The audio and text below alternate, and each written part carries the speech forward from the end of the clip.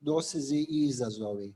Ova sesija najvećim je dijelom posvećena raznim projektima digitalne humanistike oko povezivanja i umrežavanja digitalnih sadržaja, naravno uz pojedine izuzetke, a koji itekako imaju veze sa enciklopedikom koje je ovaj skup posvećen. Moderatori ove sesije bit će kolegica Petra Bago sa Filozofskog fakulteta u Zagrebu i ja, Zdenko Jecić iz Leksikografskog zavoda Miroslav Krleža. Prije nego što počnemo, s obzirom na zgusnuti raspored ove sesije, molio bih sve govornike da se drže vremena izlaganja od 15 minuta. O isteku vremena obavještavat ćemo govornike upozorenjima, a za pitanja i diskusiju vezanu za sva izlaganja predviđeno je vrijeme na kraju sesije također od 15 minuta. Izuzetak od toga napravit ćemo kod našega pozvanog izlaganja koje dolazi na početku. Za to izlaganje moći ćete postavljati pitanja odmah nakon njega. Pa eto, molio bih Petru da najavi pozvano izlaganje. Hvala. Hvala. It is my pleasure to have the privilege to introduce Eveline Wandl-Vogt with her from the Austrian Academy of Sciences in Vienna, with her invited talk, Rethinking and Genre, Accelerating Encyclopedic Knowledge into Action on the Example of COVID-19. You will all have the ability to ask questions right after the talk. So please, Eveline, the floor is yours. Thank you very much. So I'm starting with the slides, starting a fire without matches, because that's kind of a mantra of the work, how I'm working and what I'm doing. And I would like you to keep it in mind during the process, what I'm aiming to tell you right now. I'm looking into accelerating encyclopedic knowledge into action on the example of COVID-19. And it is my pleasure and my honor to discuss this with you, to talk about our most recent work related to this. When I'm talking about my work, I'm referring to two quite different organizational units, actually, namely Exploration Space at the Austrian Academy of Sciences, which I founded in November of 2017, which is a movement for innovation and experimentation with the aim to transform the humanities. And this place is very much related as well to my work in the Austrian Academy of Sciences, where I was working in lexicography for more than 12 years and starting to work in a dictionary project in the early 90s, actually, and transforming this into a digital product right now. Furthermore, I'm founders and research director at Ars Electronica Research Institute Knowledge for Humanity, which I founded last year. This is rather an interdisciplinary research institute in a non-research unit, as Ars Electronica is rather a museum than a unit. And there we have the aim to accelerate knowledge into action, to rethink genres, to contribute to invent a more inclusive and more sustainable future. So there we are much more application driven, and due to the fact that I'm working in the humanities and have a huge humanities background and expertise as well as network, the knowledge that I want to accelerate into action is mainly related to the humanities, but not exclusively. I'm working against the background of open innovation and science, and we are defining this with Bogus and Jasper, which are actually the main workers in this concept. I quote, "Open innovation is a distributed process based on purposively managed knowledge flows across organizational boundaries and using pecuniary and non-pecuniary mechanisms." We are working with Bogus together to further this approach in our field. And both of the related organizational units, Exploration Space as well as Electronic Research Institute Knowledge for Humanities, are already best practice examples for open innovation of the Austrian government. I want to briefly introduce the main concepts that we are referring to, namely on the one hand, a humanity-centered design approach, which is originating by Federico Donelli. And this is related to looking into human in a threefold way, namely human, meaning being good to people, human as the totality of human beings, the society, and finally human in the counterpart of the human-machine dualism. If you're looking into the three of them, we are as well connecting them to different approaches, namely participatory methods and open innovation on the one hand, looking into societal challenges by lining out the sustainable development goals and looking into social innovation, and finally referring to digital humanism and extended intelligence. Everything of my work is related to the design of an open innovation research infrastructure that was a multi-stakeholder approach that we have designed in 2017, which is a hybrid liquid and methodological infrastructure. I would not like to go into detail too much right now, just point you to the most relevant issues, namely that we are referring to society by a quintuple helix model, which means we are as well looking into nature as one of the actors of society. Furthermore, we are looking into a not just curiosity-driven research process, but rather as well into a challenge-driven research process, which is, especially if I'm now looking into COVID-19 later on, very much related to health and the pandemics. And finally, we are looking into this co-design and empowerment process vice versa. In our work, we are very much pushing forward at the frontiers of our comfort zone and want to learn and grow. We want to innovate. Actually, in both of my working surroundings, innovation is one of the core issues. This means getting into a growth zone, finding purpose, and set new goals. This means we have to go together through a fierce zone, which requires trust and an open mindset. If we are applying this to the current situation after pandemics and looking into COVID-19, which is definitely changing and affecting all of our world, we are thinking, who do I want to be during COVID-19? And with my partners, we have decided that we want to make as well use of these pandemics to learn and grow and to make our talents available to those in need. So we were looking into an example where our projects that are ongoing could feed into something beneficial, which is related to COVID-19. This leads me to our case study that I want now introduce to you, the COVID Insights project, Mapping Diversity and Community. This is a collaboration project with Elian and Gabriel Calcena from NAMSOL in France, and on the other hand, Dario Rodriguero from MIT and MetaLab at Harvard in the US.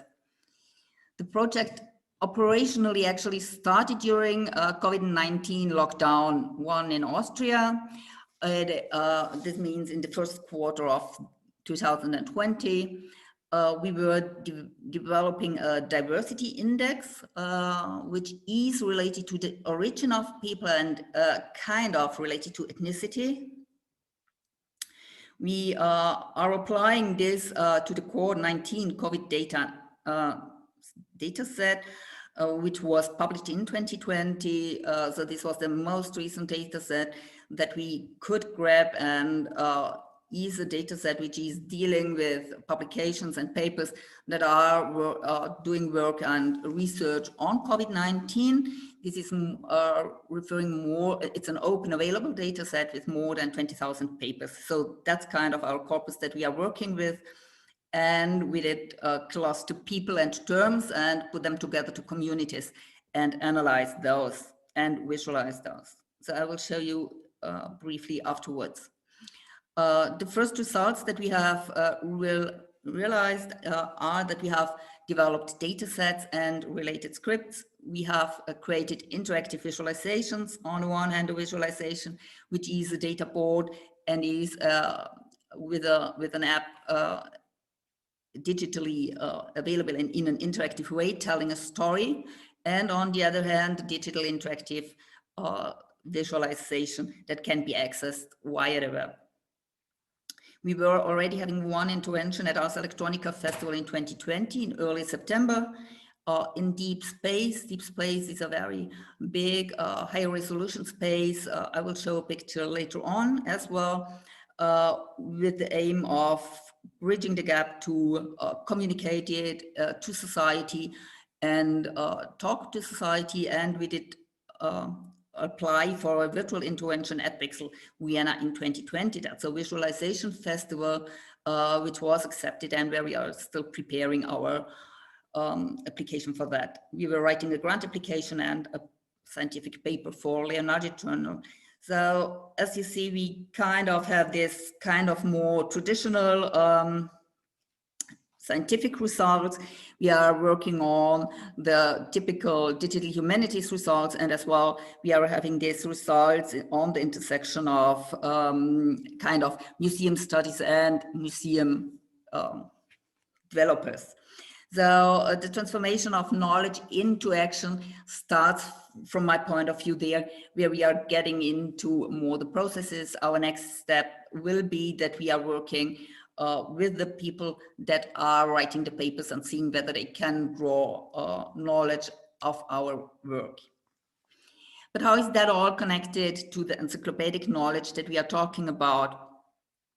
Actually, my collaboration with NAMSO started during my active time as a lexicographer, roughly 10 years ago.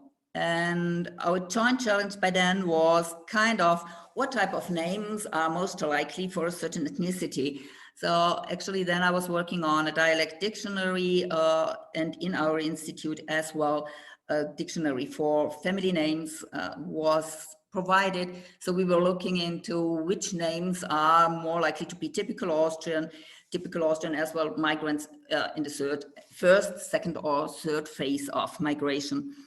So from that point of view, we started to discuss this likelihood and refer to data about people, namely the name of the person for sure, the first name and the surname, but as well etymology and biography and prosopography could give us further results and information.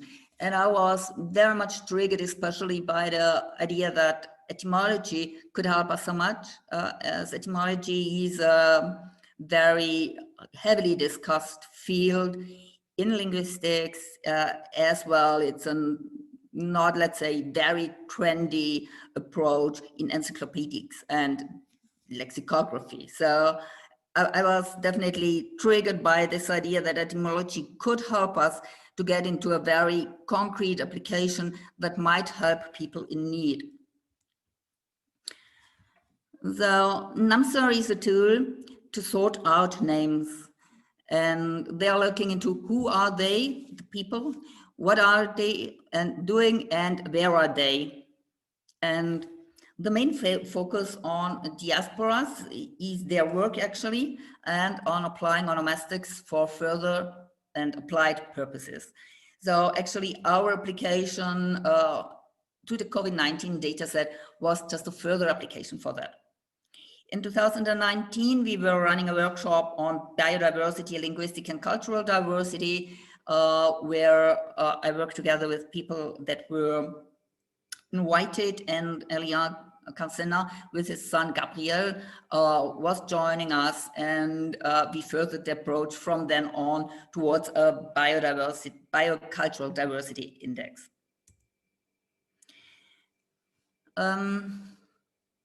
So our challenge was actually, or is actually mainly to access the knowledge. It is not because of a paywall, because if you're working, for example, with companies, they would be ready to pay for the knowledge as well, but it is much more of this related to the structure of encyclopedic knowledge and the lack of machine readability, sometimes as well the lack of the relevant links that are necessary. So due to this, the indices that we are currently working with are very few or not at all linked with humanities knowledge. And that's a pity from my point of view, as you know, I do have a very strong background in lexicography, and I do see that like dictionaries and encyclopedias are made with the purpose to be used for looking into and searching and finding knowledge. So this leads me as well further to think about how can these knowledge bases be structured in a way that they are helpful for applications in need. So finally, I would like to give you some pictures and some insights in the tools and in the data that we have worked with and developed. So this is the cartography of COVID-19, which represents the most active researchers since the beginning of the pandemic at a first glance, and keywords and elevations help the reader to begin the exploration. So this is kind of the cartography with the words. And if you zoom in, you get more information about related researchers and groups of researchers and can get up to the paper. Thank you. One moment. So I will show you this one at least as well. That's the cartography of COVID-19, which represents the most active researchers in the field. So you can imagine if you zoom in, you get more information, and you get more information about the researchers that were using these terms in their papers.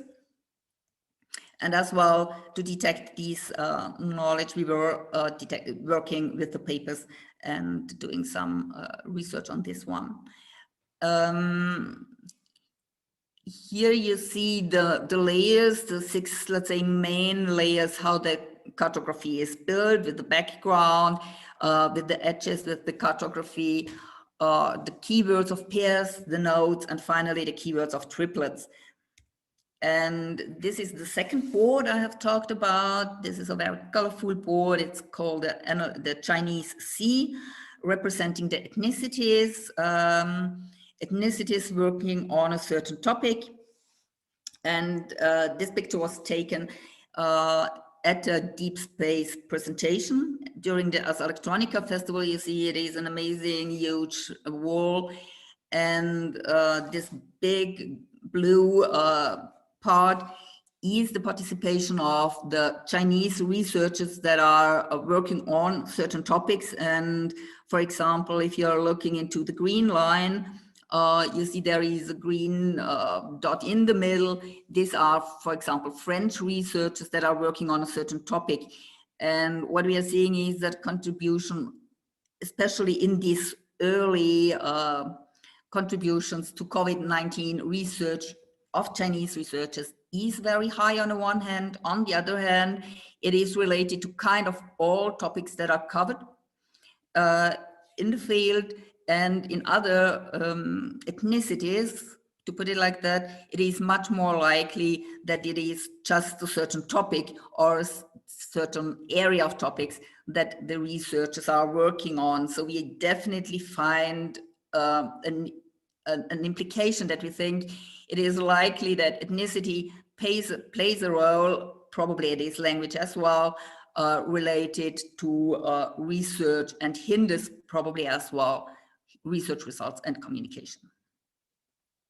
So finally, if you're looking into our learnings, yeah, we do think applied onomatics can help to detect certain clusters of communities and study their scientific and or societal impact, depending on what we use this indices for. We do think that encyclopedic knowledge could even help more to create better gold data sets and increase the quality of an origin and ethnicity index. We just started to look into this, and we do not currently use this systematically. And finally, the collaboration can help to build better accessible encyclopedic knowledge sources. namely from the design point on as well, conceptual, technical, and so on. This is what I was outlining, rather with the idea of saying, thinking about how should the access structure look like that is used, and probably think beyond the structure of a typical dictionary or encyclopedia. Said that, I would like to leave again with the picture of the comfort zone towards the growth zone. I'm very much interested in seeing what's going on in your field, what you are doing right now, and how this could kind of be connected with my work and how I could help to accelerate it into action. Thank you so much. Thank you, Eveline, for this interesting talk. I would like now to open the question and answering part. Are there any questions from the Zoom community? Are there any questions here? Hello, Eveline. It was a wonderful talk. Although we seem to kind of like the synchronization of your slides with the talk, but this is actually my question. Maybe I misunderstood, but how do you get this representation of the network of researchers? Do you get it from data, or do you search and map the researchers? Yes, that's the question. Thank you. Yeah, no, we are working with this data set, with this certain data set, which is one of the possible and example data sets. What I said, we do have 20,000, roughly 20,000 papers, and we are looking into these papers and analyzing the authors of the papers and the content of it, related to keywords and the terminology that is used. And then by doing so, we are making some as well similarity, using some similarity indexes and so on. For example, they've been trying to see whether the terms are the same terms or not, and proceed with that. So we are working with a certain data set. We actually want to apply it to other data sets as well, for example, ORCID related data. More questions? Yeah, please. Yeah, please. We have time. We have 1 more minute if you want. No? Well, I have one question, and a short one. I like the word accelerating in your title, because it means that this has already started, right? The process has already started even before the pandemic, but now it is only going faster. And I don't know if it's more of a comment than a question, but you feel free to comment on my comment, because I think that this is everything, like there was some kind of a base to accelerate for this faster exchange of knowledge. And this is not only encyclopedic knowledge, but as you said, you're researching what researchers are doing. So it means that they have to publish papers faster than they did before. So we had like this whole base, and now because of the pandemic, we are accelerating in various fields of research, just everything is faster. So yeah, I was using as well the accelerating, the fact that I think knowledge is already available for sure. It is, for example, there is a huge amount of knowledge stored in encyclopedias. That's why I definitely like this. And as I said, with the etymology, I do think there is a lot of knowledge, but kind of it's not accessible. And even if you publish the dictionary or the etymology, it's kind of not accessible because people cannot even use it. So that's a little bit more, it means accelerating means as well making it more immediately usable for the people in need, put it like that. And that's what I do think is a quite, a fun work, definitely. Yes, thank you very much. Unfortunately, we don't have more time for the questions. Thank you for your interesting talk.